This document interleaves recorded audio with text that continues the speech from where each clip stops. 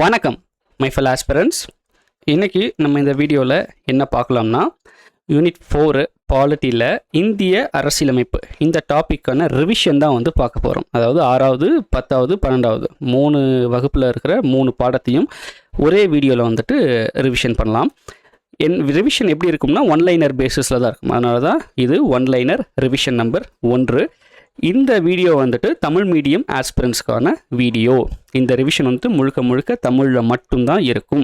இந்த வீடியோ இதே கண்டென்ட்டு அடுத்தது இங்கிலீஷ் மீடியம் ஆஸ்பிரண்ட்ஸ்க்குமே வரும். சரிங்களா? ஏன்னா ரிவிஷன் பண்ணுறது நமக்கு எந்த லாங்குவேஜில் நம்ம படித்தோமோ அதே லாங்குவேஜில் ரிவிஷன் பண்ணால் தான் அது எஃபெக்டிவாக இருக்கும். அதனால் தமிழ் இங்கிலீஷ்னு பைலிங்குவலாக ரெண்டும் ஒரே வீடியோவில் போட்டு குழப்பாமல் தமிழ் தனியாக இங்கிலீஷ் தனியாக பிளான் பண்ணியிருக்கேன். ஓகேங்களா? சரி, வீடியோக்குள்ளே போகலாம். எந்த காங்கிரஸ் மாநாட்டில் முழு சுதந்திரம் அடைவது என்ற முழக்கம் வலுப்பெற்றது? லாகூர் மாநாடு 1929. முழு சுதந்திர தினம் பூர்ண ஸ்வராஜ் டே கொண்டாடப்பட்ட நாள் ஜனவரி 26, 1930. அரசியலமைப்பு என்ற கொள்கை முதலில் தோன்றிய நாடு அமெரிக்கா. எந்த திட்டத்தின் கீழ் இந்திய அரசியல் நிர்ணய சபை உருவாக்கப்பட்டதுன்னா கேபினட் குழு திட்டம் 1946.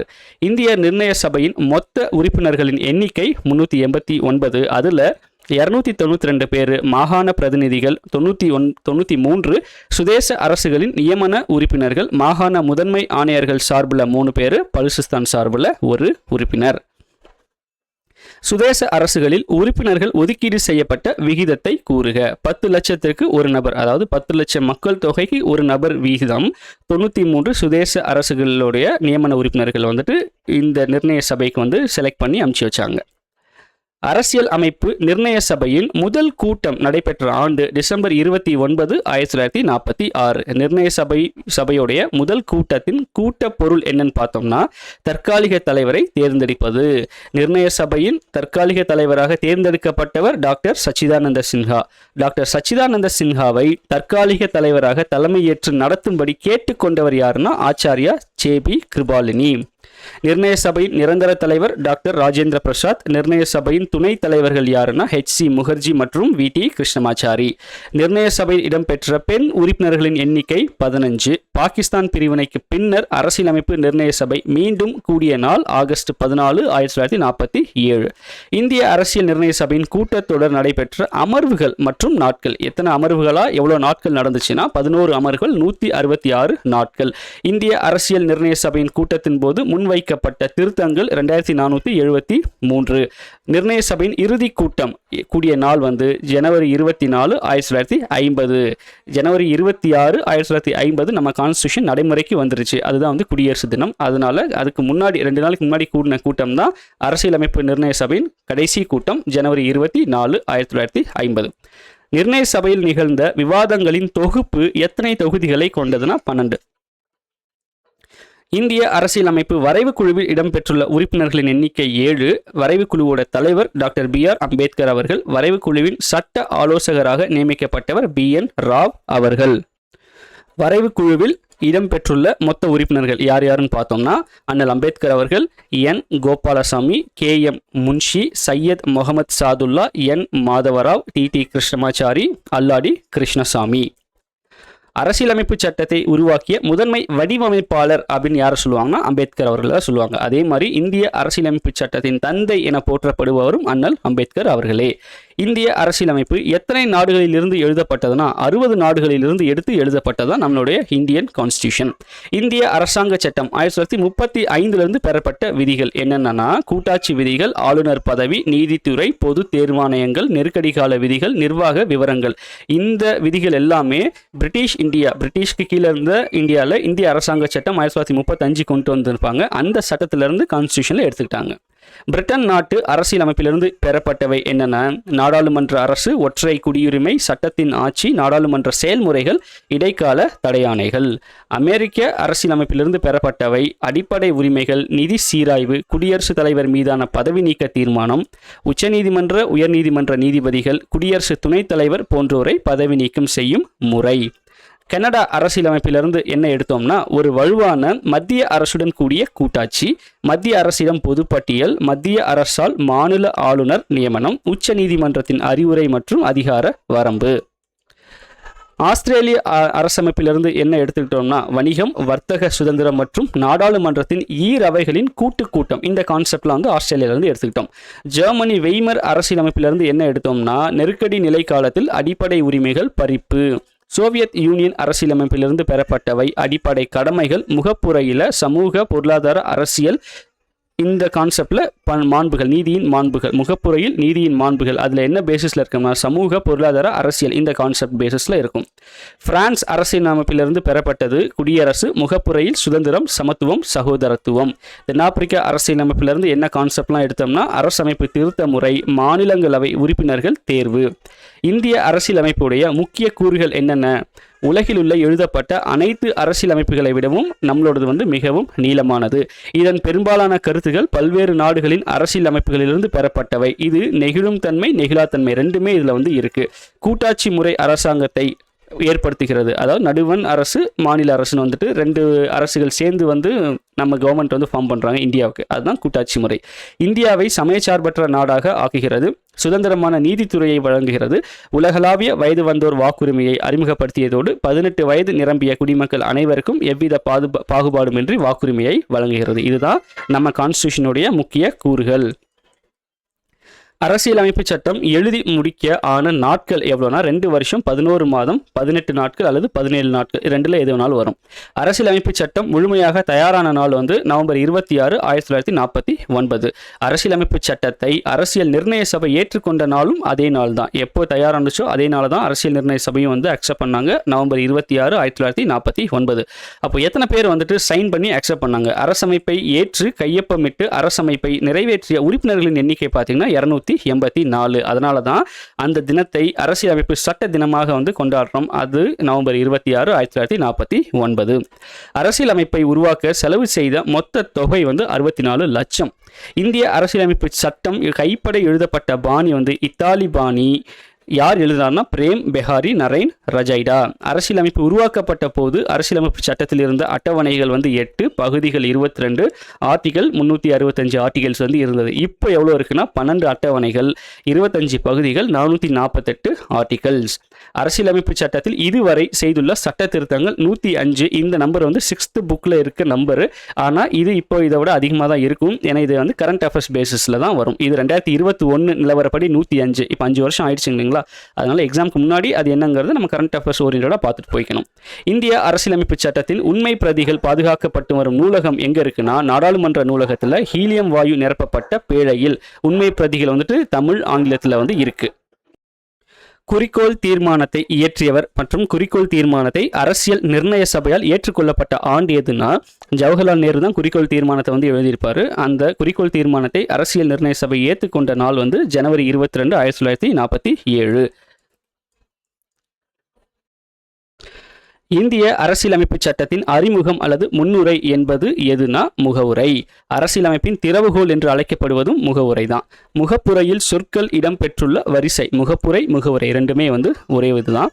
இறையாண்மை, சமதர்ம, சமயச்சார்பற்ற, மக்களாட்சி, குடியரசு. இந்த ஆர்டர் வந்து ரொம்ப முக்கியம். ஏன்னா டிஎன்பிஎஸ்ல அடிக்கடி இது வந்து இந்த கேள்வி கேட்டிருக்காங்க. முகவுரையில் அரசியலமைப்பு சட்ட திருத்தத்தின்படி திருத்தப்பட்ட 3 புதிய சொற்கள் என்னன்னா சமதர்மம், சமயச்சார்பின்மை, ஒருமைப்பாடு. இந்திய அரசியலமைப்பில் முகவுரை எதன் அடிப்படையில் உருவாக்கப்பட்டதுன்னா குறிக்கோள் தீர்மானத்தோடைய அடிப்படையில் தான் இது முகவுரை வந்து உருவாக்கப்பட்டது. பிரெஞ்சு புரட்சி நடைபெற்ற ஆண்டு மற்றும் முழக்கம் 1789, 1789. அதனுடைய முழக்கம் சுதந்திரம், சமத்துவம், சகோதரத்துவம். இந்தியா ஒரு இறையாண்மை மிக்க சமதர்ம சமயச்சார்பற்ற ஜனநாயக குடியரசு. இவ்வாக்கியம் இடம்பெறும் பகுதி வந்து முகவுரை. இந்திய அரசியலமைப்பில் சமதர்மம் என்ற சொல் இணைக்கப்பட்ட சட்ட திருத்தம் வந்துட்டு 42வது சட்ட திருத்தம். ஒற்றுமை என்ற சொற்றொடர் நாட்டின் ஒற்றுமை மற்றும் ஒருமைப்பாடு என்று விரிவுபடுத்தப்பட்ட சட்ட திருத்தம் 42வது சட்ட திருத்தம். இறையாண்மை கொண்ட அரசு என்பதை இறையாண்மை, சமதர்ம, மதச்சார்பற்ற மக்களாட்சி குடியரசு என்று விரிவுபடுத்திய சட்ட திருத்தம் 42வது சட்ட திருத்தம். இந்த 42வது சட்ட திருத்தத்தில் 3 விஷயம் இருக்கு. சமதர்மம், ஒற்றுமை, இறையாண்மை கொண்ட அரசு வந்து இந்த ஆர்டரா மாறி இருக்கு. இது 3மே ஒரே சட்ட திருத்தத்தில் தான் நடந்திருக்கு. முகவுரை எத்தனை முறை திருத்தப்பட்டுள்ளதுன்னா இது வரைக்குமே ஒரே ஒரு முறை தான் வந்து திருத்திருக்காங்க. அதுக்கு மேலே கிடையாது. அதுவுமே வந்துட்டு அந்த இதில் தான் 42nd அமெண்ட்மெண்ட்டில் தான் வந்துட்டு திருத்தியிருப்பாங்க. சரிங்களா? சிட்டிசன் என்ற சொல் எந்த மொழி சொல்லிலிருந்து பெறப்பட்டதுன்னா சிவிஸ். சிட்டிசன்கிறது சிவிஸ்ங்கிற வார்த்தை. இந்த சிவிஸ் வந்து எதுலேருந்து எடுத்தாங்கன்னா லத்தீன் மொழியிலேருந்து எடுத்திருப்பாங்க. இந்திய அரசியலமைப்பு சட்டம் குடியுரிமையை பற்றி கூறும் பகுதி மற்றும் சட்டப்பிரிவுகள். குடியுரிமையை பற்றி கூறும் பகுதி வந்து 2, சட்டப்பிரிவுகள் ஆர்டிகல் என்னன்னா 5லேருந்து 11 வரைக்கும் குடியுரிமை பற்றி சொல்லுது. குடியுரிமை சட்டம் இயற்றப்பட்ட ஆண்டு 1955. குடியுரிமை சட்டம் எத்தனை முறை திருத்தப்பட்டுள்ளது? இது வரைக்கும் 9 முறை வந்து திருத்தியிருக்காங்க. இந்திய குடியுரிமை சட்டம் 1955 குடியுரிமையை பெற எத்தனை வழிகளை பரிந்துரை செய்கிறதுனா 5. அதுவே இழப்பதற்கு எத்தனை வழிகளை வந்து பரிந்துரை செய்யுதுன்னா 3 வழிகள். அடிப்படை உரிமைகள் எந்த நாட்டின் அரசியலமைப்பின் தாக்கத்தால் உருவாக்கப்பட்டதுன்னா அமெரிக்கா தான். இந்திய அரசியலமைப்பு சட்டம் அடிப்படை உரிமைகளை பற்றி கூறும் பகுதி மற்றும் சட்டப்பிரிவுகள் என்னன்னு பார்த்தோம்னா பகுதி 3 ஆர்டிகல் 12லேருந்து 35 அடிப்படை உரிமைகளை பற்றி சொல்லுது. இந்திய அரசியலமைப்பு உருவாக்கப்பட்ட பொழுது வழங்கப்பட்ட அடிப்படை உரிமைகளின் எண்ணிக்கை 7. ஆனால் இப்போ இருக்கிறது நமக்கு 6 மட்டும்தான். அந்த 6 என்னென்ன அப்படின்னா சமத்துவ உரிமை, சுதந்திர உரிமை, சுரண்டலுக்கு எதிரான உரிமை, சமயச்சார்பு உரிமை, கல்வி கலாச்சார உரிமை, அரசியலமைப்புக்கு உட்பட்டு தீர்வு காணும் உரிமை.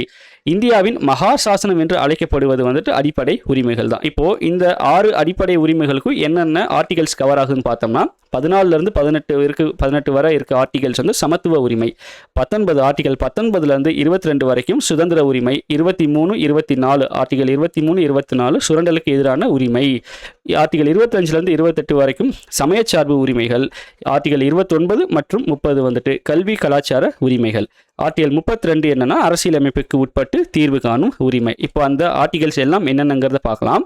ஆர்டிகல் 14 சட்டத்தின் முன் அனைவரும் சமம். ஆர்டிகல் 15 மதம், இனம், சாதி, பாலினம் மற்றும் பிறப்பிடம் இவற்றின் அடிப்படையில் பாகுபடுத்துவதை தடை செய்தல். இந்த ஆர்டரும் முக்கியம். எப்படி முகவுரையில் வந்து அந்த இறையாண்மை மத சமதர்ம சமயச்சார்பற்ற மக்களாட்சி குடியரசு அந்த ஆர்டர் முக்கியமோ அதே மாதிரி மதம், இனம், சாதி, பாலினம் மற்றும் பிறப்பிடம் இந்த ஆர்டருமே முக்கியம். இதுவுமே வந்து கேள்வி கேட்டிருக்காங்க. ஆர்டிகல் 16 பொது வேலை வாய்ப்புகளில் சம வாய்ப்பு அளித்தல். ஆர்டிகல் 17 தீண்டாமையை ஒழித்தல். ஆர்டிகல் 18 இராணுவ மற்றும் கல்விசார் பட்டங்களை தவிர மற்ற பட்டங்களை நீக்குதல். ஆர்டிகல் 19 இது வந்து சுதந்திர உரிமை, பேச்சுரிமை, கருத்து தெரிவிக்கும் உரிமை, அமைதியான முறையில் கூட்டம் கூடுவதற்கு உரிமை, சங்கங்கள் அமைப்புகள் தொடங்க உரிமை, இந்திய நாட்டிற்குள் விரும்பிய இடத்தில் வசிக்கும் மற்றும் தொழில் செய்யும் உரிமை. ஆர்டிகல் 20 குற்றம் சாட்டப்பட்ட நபர்களுக்கான உரிமை மற்றும் தண்டனைகளில் இருந்து பாதுகாப்பு பெறும் உரிமை. ஆர்டிகல் 21 வாழ்க்கை மற்றும் தனிப்பட்ட சுதந்திரத்திற்கு பாதுகாப்பு பெறும் உரிமை. ஆர்டிகல் 21A தொடக்க கல்வி பெறும் உரிமை. ஆர்டிகல் 22 சில வழக்குகளில் கைது செய்து தடுப்பு காவலில் வைப்பதற்கு எதிராக பாதுகாக்கும் உரிமை. ஆர்டிகல் 23 கட்டாய வேலை, கொத்தடிமை முறை மற்றும் மனிதத்தன்மை அற்ற வியாபாரத்தை தடுத்தல். இது மனிதத்தன்மை அற்ற. சட்டப்பிரிவு 24 வந்து தொழிற்சாலைகள் மற்றும் ஆபத்தான இடங்களில் குழந்தை தொழிலாளர் முறையை தடுத்தல். ஆர்டிகல் 25 எந்த ஒரு சமயத்தினை ஏற்கவும் பின்பற்றவும் பரப்பவும் உரிமை. 26 சமய விவகாரங்களை நிர்வகிக்கும் உரிமை. ஆர்டிகல் 27 எந்த ஒரு மதத்தையும் பரப்புவதற்காக வரி செலுத்துவதற்கு எதிரான சுதந்திரம். ஆர்டிகல் 28 மதம் சார்ந்த கல்வி நிறுவனங்களில் நடைபெறும் வழிபாடு மற்றும் அறிவுரை நிகழ்வுகளில் கலந்து கொள்ளாமல் இருக்கும் உரிமை. ஆர்டிகல் 29 சிறுபான்மையினரின் எழுத்து, மொழி மற்றும் கலாச்சார பாதுகாப்பு. ஆர்டிகல் 30 சிறுபான்மையினரின் கல்வி நிறுவனங்களை நிர்வகிக்கும் உரிமை. ஆர்டிகல் 31 நமக்கு கிடையாது, அது நீக்கப்பட்டது. அதனால ஆர்டிகல் 32 வரலாம். தனிப்பட்டவரின் அடிப்படை உரிமைகள் பாதிக்கப்படும் போது நீதிமன்றத்தை அணுகி உரிமையை பெறுதல். இது வந்துட்டு சுப்ரீம் கோர்ட்டு. சரிங்களா? அடிப்படை உரிமைகள் பட்டியலில் இருந்து சொத்துரிமை நீக்கப்பட்ட ஆண்டு. இந்த சொத்துரிமை தான் ஆர்டிகல் 31 நமக்கு இருந்திருக்கும். அது வந்து நீக்கப்பட்ட ஆண்டு மற்றும் எந்த சட்ட திருத்தம்னு பார்த்தீங்கன்னா 44வது சட்ட திருத்தம் 1978 வந்து நீக்கியிருப்பாங்க.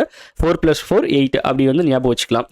1978 44வது சட்ட திருத்தம் மூலம் சொத்துரிமை எடுக்கப்பட்டு எந்த அரசியலமைப்பு விதியின் கீழ் சட்ட உரிமையாக இணைக்கப்பட்டுள்ளது. அதாவது ஆர்டிகல் 31 அடிப்படை உரிமையில இருந்த அந்த சொத்துரிமை நீக்கப்பட்டு இப்போ எங்க இருக்குன்னா ஒரு சாதாரண சட்ட உரிமையா பகுதி 12ல ஆர்டிகல் 307 வந்து இருக்கு. மக்களின் உரிமைகளை காப்பதினால் உச்சநீதிமன்றத்தால் அரசியலமைப்பின் பாதுகாவலன் என அழைக்கப்படும் சட்டப்பிரிவு வந்து ஆர்டிகல் 32. Doctor B.R. அம்பேத்கர் அவர்களின் கூற்றுப்படி இந்திய அரசியலமைப்பு சட்டத்தின் இதயம் மற்றும் ஆன்மா என்று அறியப்படும் ஆர்டிகல் வந்துட்டு ஆர்டிகல் 32. ஆட்கொணர்வு நீதி பேராணைனா சட்டத்திற்கு புறம்பாக ஒருவர் கைது செய்யப்படுவதிலிருந்து பாதுகாக்கிறது. கட்டளை இருத்தும் நீதி பேராணைனா மனுதாரர் சட்ட உதவியுடன் தனது மனு தொடர்பான பணியினை சம்பந்தப்பட்ட துறையிலிருந்து நிறைவேற்றிக் கொள்ள முடியும். தடையுறுத்தும் நீதி பேராணை ஒரு கீழ் நீதிமன்றம் தனது சட்ட எல்லையை தாண்டி செயல்படுவதை தடுக்கிறது. ஆவண கேட்பு நீதி பேராணை உயர் நீதிமன்றம் ஆவணங்களை நியாயமான பரிசீலனைக்கு தனக்கோ அல்லது உரிய அதிகாரிக்கோ அனுப்பச் செய்ய கீழ் நீதிமன்றங்களுக்கு இடும் ஆணை. தகுதி முறை வினவும் நீதி பேராணை சட்டத்திற்கு புறம்பாக தகாத முறையில் அரசு அலுவலகத்தை கைப்பற்றுவதை தடை செய்கிறது. இந்த 5 நீதி பேராணையும் வந்துட்டு எங்கே வரும்னா சுப்ரீம் கோர்ட்டு தான் கொடுப்பாங்க. இந்த நீதி பேரணைகள்லாம் வந்து நம்மளுடைய அடிப்படை உரிமைகள் பாதுகாக்கப்படுவதனால தான் இதை வந்துட்டு அரசியலமைப்பின் பாதுகாவலன், அதாவது ஆர்டிகல் 32 அரசியலமைப்பின் பாதுகாவலன் சொல்கிறாங்க.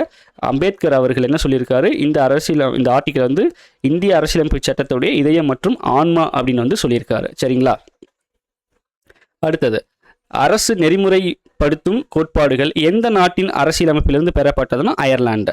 இந்திய அரசியலமைப்பு சட்டம் அரசு நெறிமுறைப்படுத்தும் கோட்பாடு பற்றி கூறும் பகுதி மற்றும் சட்டப்பிரிவுகள், அதாவது டிபிஎஸ்பியை பற்றி சொல்லக்கூடிய பகுதி மற்றும் ஆர்டிகல்ஸ் என்னன்னு பார்க்கலாம். பகுதி 4 ஆர்டிகல் 36 51 வரைக்கும். அரசு நெறிமுறையுறுத்தும் கோட்பாட்டின் 3 பெரும் பிரிவுகள் என்னென்னா சமதர்ம, காந்திய மற்றும் தாராள அறிவு சார்ந்தவை. கல்விக்கான உரிமையானது எந்த வயதினை சேர்ந்த அனைத்து குழந்தைகளுக்கும் இலவசம் மற்றும் கட்டாய கல்வியை வழங்குகிறதுனா 6 வயசுலேருந்து 14 வயசு வரைக்கும் அவர்களுக்கு கல்வி இலவசம் மற்றும் கட்டாயம். தொடக்க கல்வியை அடிப்படை உரிமையாக சேர்த்த சட்ட திருத்தம் 86வது சட்ட திருத்தம் 2002. அதுக்கு முன்னாடி வரைக்கும் நம்ம முன்னாடி பார்த்தோம் இல்லைங்களா, ஆர்டிகல் 21A அது வந்துட்டு கிடையாது. எப்போ வந்து சேர்த்துருப்பாங்கன்னா 2002 86வது அமெண்ட்மெண்ட்டில் வந்து சேர்த்துருப்பாங்க. அப்போது தொடக்க கல்வி அடிப்படை உரிமையாக சேர்க்கப்படுவதற்கு முன் எங்கே இருந்துச்சு அப்படின்னா எந்த ஆர்டிக்கல் இருந்துச்சுன்னா ஆர்டிகல் 45 இருந்துச்சு. 45 எதுனா அது வந்துட்டு இது டிபிஎஸ்பியில் வந்து இருந்திருக்கும். 36 51. அப்போ 45 வந்து அந்த கேட்டகரியில் தான் வருது. அது வந்து அப்போது டிபிஎஸ்பியாக இருந்திருக்கு. அதாவது அறிவுறுத்தும் கோட்பாடு. அதை வந்துட்டு இப்போது இதை வந்துட்டாங்க, அடிப்படை கடமையாக வந்து வச்சுட்டாங்க. இந்திய அரசியலமைப்பின் புதுமையான சிறப்பம்சம் என டாக்டர் அண்ணல் அம்பேத்கர் அவர்கள் விவரிக்கும் பகுதி எதுனா அரசு நெறிமுறையுறுத்தும் கோட்பாடுகள். பாரம்பரிய வழக்கமான முறைப்படி கிராமங்கள் தமக்கு தாமே ஆட்சி செய்து கொள்ள வேண்டும் என்று கூறியவர் அண்ணல் காந்தியடிகள். மகாத்மா காந்தியடிகள் எல்லாம் ஒன்று தான். கிராமம் என்பது வகுப்புவாதம், சாதி அமைப்பு போன்ற கொடுமையான யதார்த்தத்தை கொண்டுள்ளன. இதனால் சிறுபான்மையினர் புறக்கணிக்கப்படும் நிலை உருவாகும் என்று கூறியவர் அம்பேத்கர் அவர்கள். இந்தியாவில் வாழும் கடைக்கோடி ஏழை கூட இது எனது நாடு என்று உணரும் நிலையை உருவாக்கி அதில் அவர்களது குரல் வலுவாக உயரும் வகையில் வலிமையான இந்தியாவை உருவாக்க நான் பாடுபடுவேன். இந்த ஸ்டேட்மெண்ட் யார் சொன்னார்னா காந்தியடிகள் தான் சொல்லியிருப்பாரு. கிராமங்கள் என்பது அறியாமை மற்றும் வகுப்புவாதத்தின் இருப்பிடம் என்று கூறியவர். இந்த ஸ்டேட்மெண்ட் ரொம்ப ரொம்ப ரொம்ப முக்கியமான ஸ்டேட்மெண்ட், ரொம்ப ஃபேமஸான ஸ்டேட்மெண்ட்டும் கூட. கிராமங்கள் என்பது அறியாமை மற்றும் வகுப்புவாதத்தின் இருப்பிடம் சொன்னவர் வந்து அம்பேத்கர் அவர்கள். இப்போ வந்து நெறிமுறை, அதாவது டிபிஎஸ்பியோட ஆர்டிகல்ஸ் என்னென்னு பார்க்கலாம். ஆர்டிகல் 36 நெறிமுறை கோட்பாடுகளின் வரையறை. 37 நெறிமுறை கோட்பாடுகளின் பயன்பாடு. ஆர்டிகல் 38 மாநில மக்கள் நலன் கருதி சமூக ஒழுங்கினை பாதுகாத்தல். ஆர்டிகல் 39 ஆண் பெண் சம ஊதியம் போன்ற சில கோட்பாடுகளை அரசு பின்பற்ற வேண்டும். ஆர்டிகல் 39A வந்து அனைவருக்கும் சமமான நீதி மற்றும் சட்ட உதவியை வழங்குதல். ஆர்டிகல் 39E குழந்தைகள் சுதந்திரமாகவும் உடல் ஆரோக்கியத்துடனும் வாழ வழி செய்கிறது. ஆர்டிகல் 39F குழந்தைகளின் ஆரோக்கியம் மற்றும் சுரண்டலில் இருந்து பாதுகாத்தல். ஆர்டிகல் 40 கிராம பஞ்சாயத்துகளை ஏற்படுத்துதல். இது ரொம்ப முக்கியமான ஆர்டிகல். இந்த ஆர்டிகல் 40 கிராம பஞ்சாயத்துகளை ஏற்படுத்துதல். இதை பேஸ் பண்ணி தான் நமக்கு வந்துட்டு பஞ்சாயத்து ராஜ், அதுக்கப்புறம் வந்துட்டு அந்த நகர்பாலிகா, இந்த 2 அமெண்ட்மெண்ட்டுமே வந்து பண்ணியிருப்பாங்க. ஆர்டிகல் 41 கல்வி பெறும் உரிமை, வேலை உரிமை மற்றும் அரசின் உதவித்தொகை பெறும் உரிமை. ஆர்டிகல் 42 மனிதாபிமான சூழ்நிலை, பணி மற்றும் பேறுகால உதவி வழங்குதல். இந்த பேறுகாலங்கிறது மெட்டர்னிட்டி லீவ். இது பிரெக்னன்சி, அதாவது டெலிவரி ஆனதுக்கப்புறம் ஒரு 6 மாதம் 9 மாதம் லீவ் விடுறாங்க இல்லைங்களா, அவங்க அந்த பேறுகால உதவி. மெட்டர்னிட்டி லீவ், பெட்டர்னிட்டி லீவ் இப்போ 2மே வந்து வருது. ஆர்டிகல் 43 வாழ்வூதியத்தை பாதுகாக்க அனைத்து தொழிலாளர்களுக்கும் தரமான வாழ்க்கை மற்றும் சமூக கலாச்சார வாய்ப்புகளை பாதுகாத்தல். ஆர்டிகல் 43A என்ன சொல்கிறாங்கன்னா தொழிற்சாலைகளின் நிர்வாகத்தில் தொழிலாளர்கள் பங்கேற்பது. அதுதான் அந்த தொழிற்சங்கம் யூனியன் ஃபார்ம் பண்ணி அந்த தொழிற்சாலைகளோட நிர்வாக அட்மினிஸ்ட்ரேஷன் வந்து பங்கேற்கிறாங்க இல்லைங்களா, அதுக்கு வழிவகை செய்கிறது இந்த ஆர்டிகல் 43A. ஆர்டிகல் 43B கூட்டுறவு சங்கங்களின் ஊக்குவிப்பு. ஆர்டிகல் 44 குடிமக்களுக்கு சீரான குடியுரிமை சட்டம் வழங்குதல். அதாவது இது வந்து யூனிஃபார்ம் சிவில் கோடுன்னு சொல்லுவாங்க, UCC. அதுதான் இப்போ வந்து நம்ம இந்தியாவில் கொஞ்சம் பிரச்சனையாக போயிட்டு இருக்கு அதை அமல்படுத்துறதுக்கு.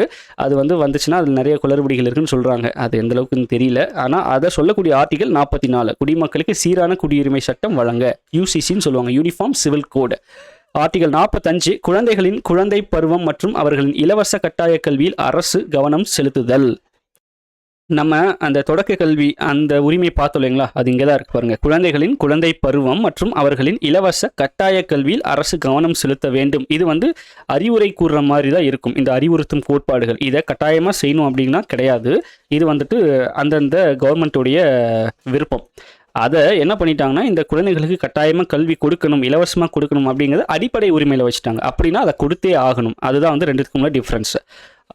அடுத்தது ஆர்டிகல் 46 தாழ்த்தப்பட்டோர், பழங்குடியினர் மற்றும் இதர நலிவுற்ற பிரிவினரின் கல்வி மற்றும் பொருளாதார நலன்களை மேம்படுத்துவது.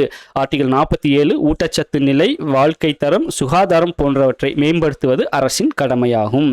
ஆர்டிகல் 48 வேளாண்மை மற்றும் கால்நடை வளர்ப்பு, பசுவதை தடுப்பு. இந்த டேர்ம் முக்கியம், பசுவதை தடுப்பு இது வந்துட்டு கேட்டிருக்காங்க. ஆர்டிகல் 48 பசுவதை தடுப்பு வந்து கேட்டிருக்காங்க. ஆர்டிகல் 48A சுற்றுச்சூழல் மேம்பாடு, காடுகள் மற்றும் வன பாதுகாப்பு. ஆர்டிகல் 49 நினைவு சின்னங்கள் மற்றும் தேசிய முக்கியத்துவம் வாய்ந்த கலாச்சார இடங்கள் மற்றும் பொருட்களை பாதுகாத்தல். ஆர்டிகல் 50 நிர்வாகத்திலிருந்து நீதித்துறையை பிரித்தல். நமக்கு வந்து இது சுதந்திரமான நீதித்துறை தான் இருக்கு, அந்த சொல்லக்கூடிய ஆர்டிகல் வந்து இது. ஆர்டிகல் 51 சர்வதேச அமைதி மற்றும் பாதுகாப்பினை மேம்படுத்துதல். இதோட வந்துட்டு நமக்கு டிபிஎஸ்பி முடியுது. அடுத்தது அடிப்படை கடமைகள் பற்றி. அடிப்படை கடமைகள் எந்த நாட்டின் அரசியல் அமைப்பில் இருந்து பெறப்பட்டதுன்னா, முன்னாள் சோவியத் யூனியன், இப்போ வந்து ரஷ்யா, அது வந்து முன்ன யுஎஸ்எஸ்ஆர்னு சொல்லுவாங்க, சோவியத் யூனியன். இந்திய அரசியலமைப்பு சட்டத்தில் அடிப்படை கடமைகள் என்னும் தலைப்பின் கீழான சரத்துகள் எந்த சட்ட திருத்தத்தின்படி சேர்க்கப்பட்டுள்ளன? 42வது சட்ட திருத்தம். இந்த 42வது சட்ட திருத்தத்தில் நிறைய ஆட் பண்ணியிருப்பாங்க. அதை நல்லா வந்து நோட் பண்ணி வச்சுக்கோங்க, ரிவைஸ் பண்ணி பார்த்துக்கோங்க. 1976 தான் இது பண்ணியிருப்பாங்க. அடிப்படை கடமைகள் பற்றி கூறும் பகுதி மற்றும் சட்டப்பிரிவு பகுதி 4A. ஏன்னா இது வந்து ஒரிஜினலாக கிடையாது இல்லைங்களா, அதனால இது அமெண்ட்மெண்ட் பண்ணி தான் உள்ள கொண்டு வந்தாங்க. 42வது சட்ட திருத்தமா எங்கன்னா பகுதி 4 வந்துட்டு நமக்கு டிபிஎஸ்பி, அதுக்கு அடுத்து 4A வந்து இந்த அடிப்படை கடமைகள் வந்து சேர்த்திருப்பாங்க. சட்டப்பிரிவு இதுக்கு வந்து ஒரே ஒரு ஆர்டிகல் தான், 51A. இதுல ஒரே ஒரு ஆர்டிகல் தான். இதில் 51A பார்த்தீங்கன்னா உட்பிரிவு போகும். அதில் வந்து ஏலேருந்து கே வரைக்கும் போகும். ஒரு 11 கடமைகள் ஆட் பண்ணியிருப்பாங்க. அது வந்துட்டு இதே ஒரே ஆர்டிக்கலில் உட்பிரிவாக போகும். அதையுமே நம்ம கீழே கொடுத்துருக்கேன், பார்க்கலாம். காங்கிரஸ் கட்சி அடிப்படை கடமைகள் குறித்து ஆராய அமைக்கப்பட்ட குழுவின் பெயர் மற்றும் அமைக்கப்பட்ட ஆண்டு. எந்த ஆண்டு அமைச்சாங்க, யார் அமைச்சாங்க, எந்த கமிட்டின்னு பார்த்தோம்னா சர்தார் ஸ்வரன் சிங் கமிட்டி. சர்தார் ஸ்வரன் சிங் கமிட்டி 1976. இதை பேஸ் பண்ணி தான் இந்த அடிப்படை கடமைகளை வந்து ஆட் பண்ணியிருப்பாங்க. யார் வந்து இதை பண்ணியிருப்பாங்க? காங்கிரஸ் கட்சி. காங்கிரஸ் கட்சியோட பிரதமர் யார்? இந்திரா காந்தி. பாருங்க, சட்டப்பிரிவு 51A உட்பிரிவு ஏ. இது நம்ம வந்து நான் ஏனே சொல்கிறேன், ஏபிசின்னு சொல்கிறேன், ஓகேங்களா. இதில் அடிப்படை கடமைகளில் ஏ வந்துட்டு இந்திய அரசியலமைப்பு சட்டத்தின்படி நடத்தல் மற்றும் தேசிய கொடி, தேசிய கீதத்தை மதித்து நடக்க வேண்டும். இது வந்து முதல் கடமை. ரெண்டாவது கடமை பி, நம் நாட்டின் சுதந்திரத்திற்கான தேசிய போராட்டத்திற்கு ஊக்கமளித்த உயர்ந்த எண்ணங்கள், லட்சியங்களை மதித்தல், பாதுகாத்தல். அடுத்தது வந்து மூன்றாவது கடமை 51A உட்பிரிவு சி, இந்திய இறையாண்மை, ஒற்றுமை மற்றும் ஒருமைப்பாட்டை நிலைநிறுத்தி பாதுகாக்க வேண்டும். டி வந்து தேவைப்படும் போதெல்லாம் நாட்டை பாதுகாக்கும் தேசிய சேவை செய்யவும் வேண்டும். இ, சமய, மொழி, வட்டார பிரிவினை வேறுபாடுகளை எல்லாம் கடந்து இந்திய மக்களின் அனைவரிடமும் சகோதர உணர்வையும் நல்லிணக்கத்தையும் வளர்த்தல் வேண்டும். பெண்களின் கண்ணியத்தை குறைக்கின்ற செயலை விட்டு ஒழித்தல் வேண்டும். இந்த பாயிண்ட் முக்கியம். பெண்களின் கண்ணியத்தை குறைக்கின்ற செயல்களை விட்டு ஒழித்தல் வேண்டும். இது வந்து நமக்கு ஒரு அடிப்படை கடமையாக கொடுத்துருக்காங்க. ஆர்டிகல் 51A உட்பிரிவு இ. இது நம்ம கேட்டிருக்காங்க, எக்ஸாம்லையும் வந்து கேட்டிருக்காங்க. அடுத்து ஆர்டிகல் 51A உட்பிரிவு எஃப் வந்துட்டு நாட்டின் கலப்பு கலாச்சாரத்தையும் வளமான பாரம்பரியத்தையும் பாதுகாத்து மதித்தல் வேண்டும். உட்பிரிவு ஜி, காடுகள், ஏரிகள், ஆறுகள், வனவிலங்கு மற்றும் உயிரினங்கள் வாழ தகுந்த சுற்றுச்சூழலை ஏற்படுத்திடவும் பாதுகாக்கவும் வேண்டும். இது வந்து நமக்கு மட்டுமான உலகம் கிடையாது, எல்லாத்துக்குமான உலகம். இதுதான் வந்துட்டு இவர் சீமான் அவர்கள் வந்துட்டு காடுகள் மாநாடு, மலைகள் மாநாடு, தண்ணீர் மாநாடுன்னு போட்டிருப்பாரு. அது நமக்கு கான்ஸ்டியூஷனே கொடுத்துருக்காங்க பாருங்க. காடுகள், ஏரிகள், ஆறுகள், வனவிலங்கு மற்றும் உயிரினங்கள் வாழ, உயிரினங்கள் இது வந்து மனிதர்கள் வாழன்னு கொடுக்கல, உயிரினங்கள் வாழ தகுந்த சுற்றுச்சூழலை ஏற்படுத்திடவும் பாதுகாக்கவும் வேண்டும். ஏன்னா நம்ம இன்னும் அடுத்த இதை வந்து சார்ந்துதான் இருக்கும். அந்த ஈகோ சிஸ்டத்தை கரெக்டாக மெயின்டைன் பண்ண தான் நம்ம வந்துட்டு இன்னும் வந்துட்டு பல நூற்றாண்டுகளுக்கு வாழ முடியும். அடுத்தது ஆர்டிகல் 51A உட்பிரிவு ஹெச், விஞ்ஞான நோக்கு, மனிதாபிமானம், சீர்திருத்த எண்ணம் போன்றவற்றை உருவாக்கி கொள்ள வேண்டும். இந்த விஞ்ஞானம் சயின்டிஃபிக் ரிலேட்டடாக வந்து அது வந்து அடிப்படை கடமையாகவே கொடுத்துருப்பாங்க. இதுவுமே வந்து நமக்கு ரிப்பீட்டடாக கேட்ட ஒரு கேள்வி டிஎன்பிஎஸ்சியில். ஆர்டிகல் 51AHனா சயின்ஸ்னு ஞாபகம் வச்சுக்கோங்க. ஆர்டிகல் 51AH சயின்ஸ், ஏன்னா இது விஞ்ஞானம் பேஸ் பண்ணது. ஆர்டிகல் 51A உட்பிரிவு ஐ, பொது சொத்துக்களை பாதுகாக்கவும் வன்முறையை கட்டுப்படுத்தவும் வேண்டும். நம்ம வந்துட்டு பப்ளிக் ப்ராப்பர்ட்டிக்கு வந்து டேமேஜ் பண்ணக்கூடாது. பண்ணால் நம்ம இந்த இதுக்கு கீழே வந்து வந்து இந்த ஆக்ட் கீழே நம்ம வந்து கைது பண்ணிடுவாங்க. ஏன்னா நமக்கு ஆல்ரெடி சொல்லியிருக்காங்க கான்ஸ்டியூஷனில். ஆர்டிகல் 51A உட்பிரிவு ஜே வந்து தொடர்ச்சியாக நாடு தன்னுடைய முயற்சியில் பல முன்னேற்றங்களை அடையவும் சாதனைகளை படைக்கும் தனிமனித கூட்டு முயற்சிகளில் திறமையை வளர்த்தல் வேண்டும். இந்த இடத்துல விட்டுருச்சு வேண்டும். சரிங்களா? அடுத்தது ஆர்டிகல் 51A உட்பிரிவு கே, இதுதான் வந்து இப்போ இது ஒரு அமெண்ட்மெண்ட்டாக சேர்த்துருப்பாங்க. 6 முதல் 14 வயது வரை உள்ள குழந்தைகளுக்கு கல்வி வாய்ப்பினை ஏற்படுத்தி கொடுக்க வேண்டும். இதே தான் வந்துட்டு அங்கே தொடக்க கல்விங்கிற கான்செப்டில் வந்துட்டு இது பண்ணியிருப்பாங்க.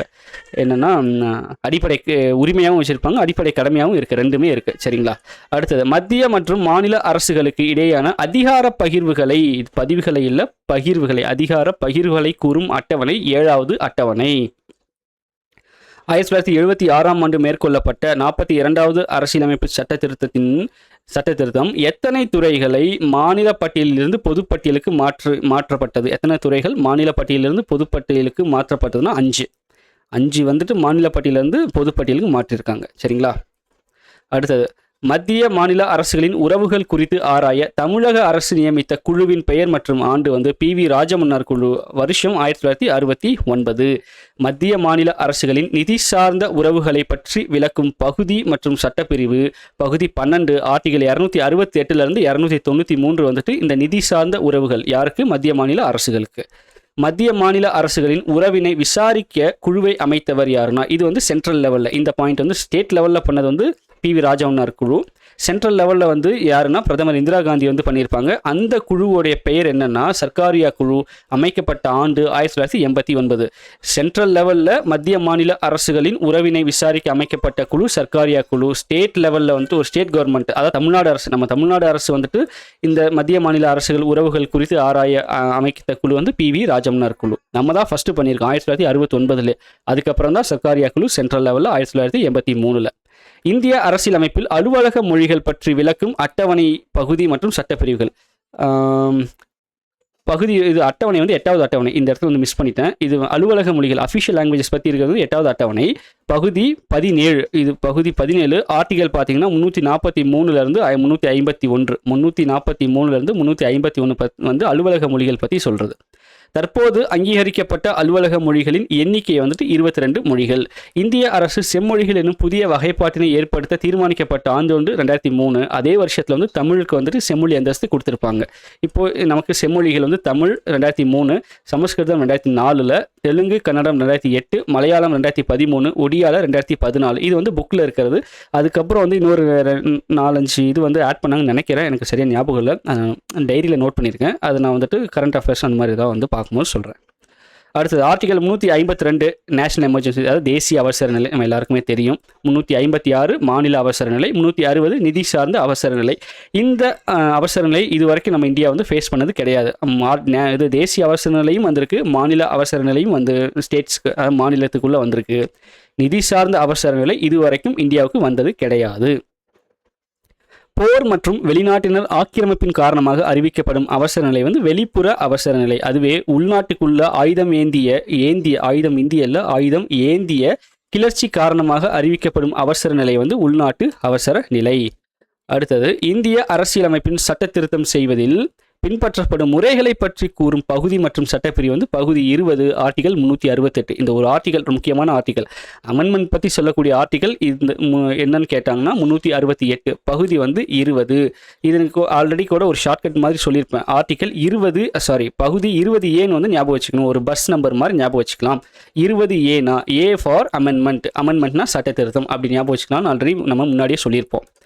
எந்த சட்டப்பிரிவு அரசியலமைப்பு திருத்த சட்டம் முன் வரைவு பற்றி குறிப்பிடுகிறது? அதாவது வந்துட்டு மசோதா பற்றி எந்த ஆர்டிகல் சொல்லுதுன்னா இதே ஆர்டிகல் தான், ஆர்டிகல் 368. சிறிய அரசியலமைப்பு அல்லது குறு அரசியலமைப்பு என கூறப்படும் சட்ட திருத்தம் எதுனா 42வது சட்ட திருத்தம். ஏன்னா அந்த சட்ட திருத்தத்தில் நிறைய சேஞ்சஸ் பண்ணியிருப்பாங்க. அதனால் அது வந்து ஒரு சிறிய அரசியலமைப்பினே வந்து சொல்கிறாங்க. தேசிய அவசர நிலைக்காலத்தில் கொண்டு வரப்பட்ட சட்ட திருத்தம் தான் இந்த 42வது சட்ட திருத்தம். அரசியலமைப்பு செயல்பாடு குறித்து ஆய்வு செய்ய அமைக்கப்பட்ட தேசிய சீராய்வு ஆணையம் வந்து MN வெங்கடாச்சலயா ஆணையம் 2000 வந்துட்டு ஃபார்ம் பண்ணியிருப்பாங்க. அரசின் பல்வேறு நிலைகள் அவற்றிற்கிடையே தொடர்பு மற்றும் பங்களிப்பு குறித்து ஆராய அமைக்கப்பட்ட ஆணையம் மற்றும் ஆண்டு வந்து பூஞ்சி ஆணையம் 2007. ராஜாஜி அரசு கொண்டு வந்த அடிப்படை கல்வி திட்டம் ரத்து செய்யப்படுவதாக அறிவித்த வந்து சுப்பிரமணியனார். அவர் வந்து கல்வி அமைச்சர். அடிப்படை கல்வி திட்டங்கிறது குலக்கல்வி திட்டம்னு நமக்கு வந்து பரவலாக அறியப்பட்டது. சுப்பிரமணியம் யாருடைய அமைச்சரவையில் கல்வி அமைச்சராக இருந்தார்னா காமராஜர் அவருடைய ஆட்சியில். சென்னை மாகாண தலைவராக இருந்த ராஜாஜி அவர்கள் தனது முதல் நிதிநிலை அறிக்கையை தாக்கல் செய்த ஆண்டு வந்து 1937. அப்படி அந்த அறிக்கையை தாக்கல் செய்யப்பட்ட இடம் பார்த்தீங்கன்னா, தனது முதல் நிதிநிலை அறிக்கையை தாக்கல் செய்த இடம் வந்துட்டு மெட்ராஸ் சட்டமன்றம் செனட் அவைன்னு சொல்கிறாங்க. இந்த திருமண சட்டம் திருத்தப்பட்டு சுயமரியாதை திருமணங்கள் என்று அங்கீகரிக்கப்பட்ட ஆட்சி வந்துட்டு திராவிட முன்னேற்றம் திமுகவில் தான் 1967 அறிஞர் அண்ணா வந்துட்டு முதல்வராக இருக்கும்போது இந்த மாற்றங்கள் நடந்தது. பிற்பட்ட வகுப்பினருக்கான இடஒதுக்கீட்டுக்குள் முஸ்லீம்களுக்கும் சிறப்பு உள்ஒதுக்கீடு வழங்குவதற்கான சட்ட முன்வரைவு யாரோட ஆட்சியில் கொண்டு வரப்பட்டதுன்னா கலைஞர் கருணாநிதி அவர்கள். அதே மாதிரி பட்டியலினங்களுக்கும் பழங்குடியினருக்குமான ஒதுக்கீட்டின் கீழ் அருந்ததியர்களுக்கு உள் ஒதுக்கீடு அவங்களுக்கு இப்போ 3% வந்து இப்போ எஸ்சிக்கு பார்த்தீங்கன்னா 18% இருக்கும். இதுக்கு எஸ்டிக்கு வந்து 1%. அந்த எஸ்சி 18%ல் வந்துட்டு எஸ்சிஏ அருந்ததியர்களுக்கு தனியாக உள் ஒதுக்கீடு வந்து 3% வந்து கொடுத்துருப்பாங்க. யாருடைய காலத்துலனா இவர் கலைஞர் கருணாநிதி அவர்களுடைய காலத்தில் தான். இதுதான் அதாவது முஸ்லீம். அதே மாதிரி பிசிஎம் இந்த பிற்பட்டதில் பிசிஎம் பேக்வர்ட் கிளாஸில் முஸ்லீமுக்கு தனியாக வந்துட்டு இது கொடுத்துருப்பாங்க, இடஒதுக்கீடு கொடுத்துருப்பாங்க. இதுதான் கருணாநிதி அவர்கள் கலைஞர் கருணாநிதி அவர்கள் கொண்டு வந்த கடைசி சட்ட வரைவு. அது வந்து சட்டமாக மாறிடுச்சு. அதுக்கப்புறம் அவர் வந்துட்டு ஆட்சியிலும் இல்லை, அப்புறம் இறந்துட்டாங்க. இதுதான் வந்துட்டு அவர் கடைசியாக கொண்டு வந்த சட்டம் இது. ஓகே, சாரி, இன்னைக்குன்னு பார்த்து ரேடியோ கட்டிட்டு வண்டியில் போய்கிட்டே இருக்கு. சாரி. சரி, நெக்ஸ்ட் பார்க்கலாம். வாரிசு அடிப்படையில் கிராம நிர்வாக அலுவலரான கர்ணம் பதவியை நீக்கியவர் வந்துட்டு எம்ஜிஆர் அவர்கள். மதிய உணவு திட்டத்தை விரிவுபடுத்தி சத்துணவு திட்டமாக மேம்படுத்தியவர் எம்ஜிஆர். மதிய உணவு திட்டத்தை இன்ட்ரடியூஸ் பண்ணவர் காமராஜர். அதை சத்துணவு திட்டமாக வந்துட்டு எக்ஸ்பேண்ட் பண்ணவர், மேம்படுத்தியவர் வந்துட்டு யாருன்னா எம்ஜிஆர் அவர்கள். மண்டல் ஆணையம் வழக்கில் உச்சநீதிமன்றம் தீர்ப்பு வழங்கப்பட்ட ஆண்டு 1992. அந்த ஆணையம் அந்த வழக்கில் வழங்கப்பட்ட இடஒதுக்கீடு வந்து 50%. ஆனால் நம்ம தமிழ்நாட்டை பொறுத்த வரைக்கும் மொத்தம் 69% வந்துட்டு ஓவராலாக நம்ம ரிசர்வேஷன் கொடுக்குறோம். அது வந்துட்டு அம்மையார் ஜெயலலிதா அவர்கள் கொண்டு வந்தது. அவங்க வந்துட்டு அந்த நீதி புனராய்வு அந்த இதில் போய் வச்சுருப்பாங்க. அந்த பகுதியில் வச்சுட்டோம்னா நீதிமன்றத்தில் டச் பண்ண முடியாது. அந்த மாதிரி வந்து ஒரு மாஸ்டர் ஸ்ட்ரோக். அது இன்ன வரைக்கும் சொல்லுவாங்க. அது பொதுவாக நமக்கு இது அதாவது உச்சநீதிமன்றம் வந்து இது பண்ணியிருக்கிற இடஒதுக்கீடு பார்த்தீங்கன்னா 50% தான். 100%த்தில் 50% நீங்கள் ரிசர்வேஷன் கொடுத்துக்கலாம். மீதி 50% வந்துட்டு இது பேஸ் பண்ணி மெரிட் பேஸ் பண்ணி எடுக்கணுங்கிறது உச்சநீதிமன்றத்தோட தீர்ப்பு. அதுலேயுமே நமக்கு ரிசர்வேஷன் வந்து எக்ஸ்ட்ரா கொண்டு வந்து எல்லா சமூகத்தையும் உள்ளடக்கி கொண்டு வந்து 69% கொண்டு வந்தாங்க அம்மையார் ஜெயலலிதா அவர்கள். ஒரு சிறப்பான ஒரு விஷயம் அது. தமிழ்நாடு மாநில சட்டமன்றத்திற்கு பொது தொகுதி மற்றும் தனி தொகுதிகளில் இருந்து தேர்ந்தெடுக்கப்படும் உறுப்பினர்களின் எண்ணிக்கை மொத்தம் 234 தொகுதியில் 45 தொகுதிகள் வந்து தனி தொகுதிகள், 189 வந்துட்டு பொது தொகுதிகள். மக்களவை உறுப்பினர்களில் இருந்து ஒருவர் பொது கணக்கு குழு தலைவராக நியமிப்பவர் யாருன்னா மக்களவை தலைவர். அவர் தான் சபாநாயகர். சபாநாயகர் என்ன பண்றாருன்னா அந்த மக்களவை உறுப்பினர்களிலிருந்து ஒருத்தரை பொது கணக்கு அந்த குழுவுக்கு வந்து தலைவராக வந்து நியமிக்கிறார். முதல் முறையாக எதிர்க்கட்சி உறுப்பினர் ஒருவர் பொது கணக்கு குழு தலைவராக மக்களவை தலைவரால் நியமிக்கப்பட்ட ஆண்டு. அதாவது எப்பவுமே வந்து ஆளுங்கட்சி தான் அதிகமாக இருப்பாங்க. அதனால் ஆளுங்கட்சியிலேருந்து தான் வந்துட்டு அந்த பொது கணக்கு குழுக்கு வந்து தலைவர் வந்து இதுதான் வந்து இது. அதே மாதிரி தான் சபாநாயகரும் ஆளுங்கட்சியிலேருந்து தான் வருவாங்க. அந்த மாதிரி ஒரே ஒரு எக்ஸப்ஷன் என்னன்னா, எதிர்க்கட்சியிலேருந்து ஒருத்தர் வந்து பொது கணக்கு குழுவுக்கு வந்து தலைவராக சபாநாயகரால் நியமிக்கப்பட்ட ஆண்டு எதுனா 1967 68 அந்த பீரியடில். 1950 ஜனவரி முதல் 2018 ஏப்ரல் 1950 ஜனவரியிலிருந்து 2018 ஏப்ரல் வரைக்கும் இந்த பொது கணக்கு குழு தாக்கல் செய்துள்ள அறிக்கைகள் எவ்வளோன்னு பார்த்தீங்கன்னா 1596 அறிக்கைகள் வந்து சப்மிட் பண்ணியிருக்காங்க. சரிங்களா? நெக்ஸ்ட், அரசியலமைப்பில் உள்ள ஒரு விதியில் திருத்தம் கூறும் சட்ட முன்வரைவுகள் எவ்வாறு அழைக்கப்படுகிறது? அரசமைப்பு திருத்த சட்டம் முன்வரைவு. இது வந்து அதான் பில், மசோதா, அவ்வளோதான். ரொம்ப இது வந்து டேர்ம் வந்து பெருசாக இருக்கும். நம்ம ஈஸியாக மசோதான் ஞாபகம் வச்சுக்கணும். ஜம்மு காஷ்மீர் பகுதிக்கு சிறப்பு தன்னாட்சி தகுதி வழங்கும் ஆர்டிகல் என்னன்னா ஆர்டிகல் 370. ஆர்டிகல் 370ஓட அந்த முன் வரைவை எழுத மறுத்தவர் யாருன்னா அண்ணல் அம்பேத்கர் அவர்கள். 370 வந்து கம்ப்ளீட் பண்ணவர். இவர் எழுத மறுத்ததுனால, அம்பேத்கர் அவர்கள் எழுத மறுத்ததுனால அதை வந்து கம்ப்ளீட் பண்ணது யாருன்னா கோபாலசாமி ஐயங்கார். ஜம்மு காஷ்மீருக்கு வழங்கப்பட்ட சிறப்பு தகுதியை ரத்து செய்யப்பட்ட ஆண்டு ஆகஸ்ட் 5, 2019 தான் இந்த வந்து ஆர்டிகல் 370 வந்துட்டு நீக்கியிருப்பாங்க. அதான் ஆர்டிகல் 370 மூலமாக கொடுக்கப்பட்ட அந்த சிறப்பு தன்னாட்சி தகுதியை வந்துட்டு நீக்கப்பட்டது. அதுக்கப்புறம் ஜம்மு காஷ்மீர் ரெண்டையுமே வந்துட்டு 2 யூனியன் டெரிட்டரியாக வந்து பிரிச்சுட்டாங்க. அதுக்கு முன்னாடி அது ஒரு மாநிலம், இப்போ அது வந்துட்டு யூனியன் டெரிட்டரியாக வந்து பிரிச்சுட்டாங்க. மதராஸ் மாநிலத்தை தமிழ்நாடு என பெயர் மாற்றம் செய்ய வேண்டும் என்று உண்ணாவிரதத்தை தொடங்கியவர் யாருன்னா சங்கரலிங்கனார் அவர்கள். அதுக்கு முன்னாடி அது மதராஸ் மாநிலம், அப்புறம் அதை தமிழ்நாடுன்னு பேர் மாற்ற சொல்லி உண்ணாவிரதம் செஞ்சவர் யாருன்னா சங்கரலிங்கனார். மதராஸ் மாநிலத்தை தமிழ்நாடு என பெயர் மாற்ற கோரி சங்கரலிங்கனார் உண்ணாவிரத போராட்டத்தை தொடங்கிய இடம் எங்கே அவர் அந்த உண்ணாவிரதத்தை ஸ்டார்ட் பண்ணியிருப்பார்னா விருதுநகரில் தான் வந்து ஸ்டார்ட் பண்ணியிருப்பார். சங்கரலிங்கனார் எத்தனை நாட்கள் உண்ணாவிரதம் இருந்து உயிர் துறந்தார்? 76 நாட்கள், கிட்டத்தட்ட 2 மாதம் 60 நாள், அது போக 2.5 மாதம், 76 நாட்கள் வந்துட்டு சாப்பிடாம உண்ணாவிரதம் இருந்து இறந்துட்டாரு. எப்போ ஆரம்பிச்சு எப்போ அது வந்து முடிஞ்சிருக்குமா? 27/7/1956 ஆரம்பிச்சு 13/10/1956 அதில் வந்து முடிஞ்சிருக்கு. இது மட்டும் நல்லா ஞாபகம் வச்சுக்கோங்க. 76 நாட்கள், இந்த டேட் ஞாபகம் வச்சுக்கோங்க. 27/07 இது ஞாபகம் வந்துச்சுன்னா இது கூட்டி போட்டுடலாம், எப்போ முடிஞ்சது அப்படிங்கிறத போட்டுடலாம். ஏன்னா இந்த டேட், இந்த பீரியட் வந்துட்டு குரூப் 4லேயே கேட்டிருக்காங்க. சரிங்களா? நெக்ஸ்ட், மதராஸ் மாநில பெயர் மாற்ற சட்டம் கொண்டு வரப்பட்ட ஆண்டு எப்போ கொண்டு வந்தாங்கன்னா 14 ஜனவரி 1969 கொண்டு வந்து தமிழ்நாடுன்னு பேர் மாற்றிட்டாங்க. தமிழ்நாடுன்னு எப்போ பேர் மாற்றினாங்க? 1969 அப்புறம் 1969 தமிழ்நாடு என பெயர் மாற்றம் செய்ய கொண்டு வரப்பட்ட சட்டம் தான் இந்த மதராஸ் மாநில பெயர் மாற்ற சட்டம். எப்போ கொண்டு வந்தாங்க? 14 ஜனவரி 1969. சென்னையை தலைநகராக கொண்டு தனி மாநிலம் அமைக்க வேண்டும் என்று 1952 உண்ணாவிரத போராட்டம் நடத்தி வருகிறார்னா பொட்டி ஸ்ரீராமுலு. அதாவது அதுக்கு முன்னாடி வந்து மதராஸ் மாநிலம் வந்து ஆந்திரா, நம்ம இது தமிழ்நாடு எல்லாம் சேர்ந்து தான் இருந்தது. அதுக்கப்புறம் வந்துட்டு 1956 அதாவது 1956 தான் வந்துட்டு அந்த மாநிலங்கள் சீரமைப்பு நடந்தது. அதான் மொழிவாரியாக மாநிலங்கள் சீரமைப்பு அந்த இது வந்து அதில் முதல் முறையாக பிரிஞ்சது வந்து ஆந்திர பிரதேசம் தான். ஆனால் அதுக்கு முன்னாடியே என்ன பண்ணியிருக்காரு பாருங்க, இந்த பொட்டி ஸ்ரீராமுலு சென்னையை தலைநகராக கொண்டு தனி மாநிலம் அமைக்க வேண்டும் என்று உண்ணாவிரதம் நடத்தியவர் வந்துட்டு பொட்டி ஸ்ரீராமுலு 1952.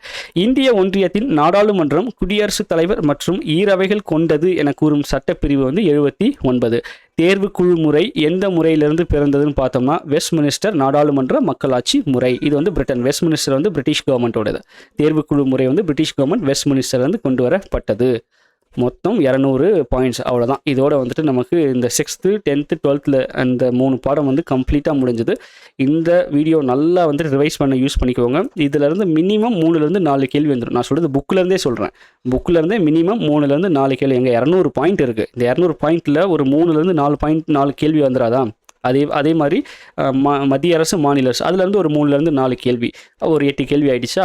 லோக்கல் கவர்மெண்ட் அந்த இது உள்ளாட்சி அரசாங்கம் அதுலேருந்து மினிமமாக 2, மேக்ஸிமம் 3-4, அதில் ஒரு 12-10-11 பாயிண்ட் அதிலே வந்துருச்சு. அப்புறம் வந்துட்டு இந்த லோக்சபாங்க லோக் ஆயுக்தா அந்த ஒரு சின்ன டாபிக்ஸில் இருக்கும். அதுலேருந்து 1-2 கேள்விகள், ஒரு 12 கேள்விகள் எல்லாம் இதிலே கணக்கு வந்துடும். ஒரு 2-3 கேள்வி வந்துட்டு இது கரண்ட் அஃபேர்ஸ். ஸோ இப்படி தான் வந்து இதனுடைய அமைப்பு வந்து வருது இது வரைக்கும். அதே ட்ரெண்ட் தான் இனிமேலும் ஃபாலோ ஆகும். ஸோ இந்த 200 பாயிண்ட்டை நல்லா ரிவைஸ் பண்ணிக்கோங்க. ரிவைஸ் பண்ணுறதுக்கு நம்ம வீடியோ ரொம்பவே உங்களுக்கு யூஸ்ஃபுல்லாக இருக்கும். பாருங்கள், மேக்ஸிமம் ஒரு 40 மினிட்ஸில் வந்து முடிஞ்சிருச்சு. இந்த 3 லெசனுக்கு நீங்கள் 40 நிமிஷம் வீடியோ தட்டி விட்டிங்கன்னா ரிவிஷன் முடிஞ்சுது. சரிங்களா? ஸோ யூஸ் பண்ணிக்கோங்க. இது வந்து தமிழ் மீடியமுக்கு. நெக்ஸ்ட் வந்துட்டு நம்ம இங்கிலீஷ் மீடியத்துக்கும் இதே கண்டென்ட் தான். ஏன்னா கண்டென்ட் ஒன்று தான், படிக்கிற இது தானே வேறு. ஸோ அது வந்துட்டு நெக்ஸ்ட் வீடியோ வந்து இங்கிலீஷ் மீடியம் ஆஸ்பிரண்ட்ஸ்க்கு கொடுத்துட்றேன். சரிங்களா? ஒரு நிமிஷம், திடீர்னு பிளாங்க் ஆகிடுச்சு. Okay, right. இது வந்துட்டு தமிழ் மீடியமுக்கு. நெக்ஸ்ட் வீடியோ வந்து இங்கிலீஷ் மீடியம் ஆஸ்பிரண்ட்ஸ்க்குமே வரும். 2 பேருமே இந்த ரிவிஷன் வீடியோவை யூஸ் பண்ணிக்கோங்க. ஏன்னா இந்த வேலைக்கு போயிட்டே படிக்கிறவங்க, ஹவுஸ் ஒய்ஃப்ஸ், மெயினாக இவங்க 2 பேருக்கு தான் இந்த மாதிரி ரிவிஷன் மெத்தட் ரொம்ப யூஸ்ஃபுல்லாக இருக்கும். நீங்கள் ரொட்டீனாக இப்போ இங்கே காலையில் ஆஃபீஸ் கிளம்பி போகணும், பஸ்ஸில் போகணும், இல்லை எது கம்பெனிக்கு போகணும் அப்படின்னா பஸ்ஸில் போகும்போது அப்படியே ஹெட்ஃபோன்ஸை மாட்டிட்டு இதை பார்த்தீங்கன்னா ஒரு எவ்வளோ அதிகமாக 1/2 மணி நேரத்துலேருந்து 3/4 மணி நேரம் தான். 3/4 மணி நேரத்தில் 3 லெசன் நீங்கள் வந்து ரிவிஷன் பண்ணிடலாம். காலையில் போகும்போது ஒரு ரிவிஷன், வரும்போது ஒரு ரிவிஷன். அது இன்னும் மறக்கவே மறக்காது. அதே மாதிரி வீட்டில் வேலை செஞ்சுக்கிட்டு அதை வந்துட்டு இப்போது ஃபோனில் முன்னாடி வந்து ஆன் பண்ணி வச்சுட்டு சமைக்கிறது எல்லாமே பண்ணிக்கலாம், காதால் கேட்டுட்டு பண்ணிக்கலாம். ஸோ அந்த மாதிரி வந்துட்டு ரொம்ப எஃபெக்டிவாக இருக்கும் இந்த மெத்தடு.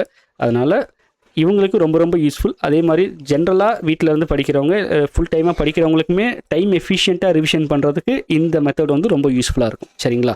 ஓகே, நெக்ஸ்ட் வீடியோவில் பார்க்கலாம். நன்றி, வணக்கம்.